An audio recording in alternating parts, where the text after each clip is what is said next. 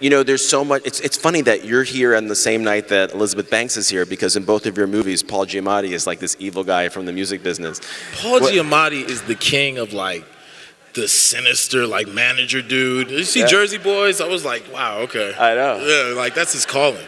Do you feel like making this movie taught you a lot about? It certainly taught me a lot about the pitfalls and the scary parts of the music business, because that's part of your life too. Yeah, you know, it's a lot more that can go in a 2.5-hour movie, and you know, you got to get people in the seats. You know, you can't have them in there for days. Yeah. So you know, 10 years, forgive us. We gave them everything that was concerning NWA, and you know, it's really a rough business. You know, it's anything in the entertainment business. You know, there's their sharks.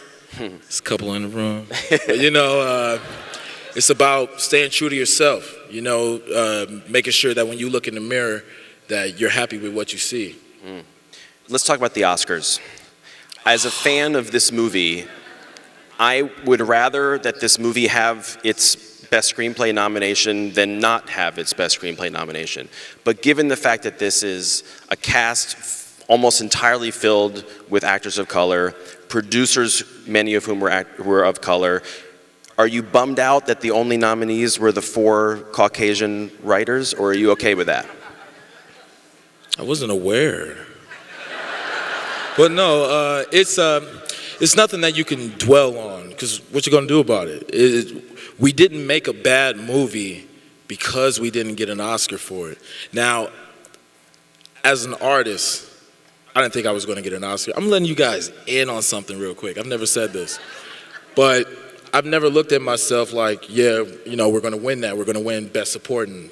It was about Best Picture. It was about Best Picture because then my father gets an Oscar. You know, it is my whole goal with this was to immortalize my family's name, and to get the people who never would have appreciated him to appreciate him. There's nothing a son could want more. I love it. Oh. Last thing, how is your relationship with your dad different now that you've been through this whole experience together? It's a lot more cursing in our conversation. Like, you know, it's like we like chill a little bit more. You know, it's we definitely got the same sense of humor. It's very dark sense of humor, and we need to get on the screen together. You know, he's the one tripping. I like that thought. Well, I speak for the whole room when I say we can't wait to see what you do next, whether it's with your dad or by yourself. O'Shea Jackson Jr. Thank you.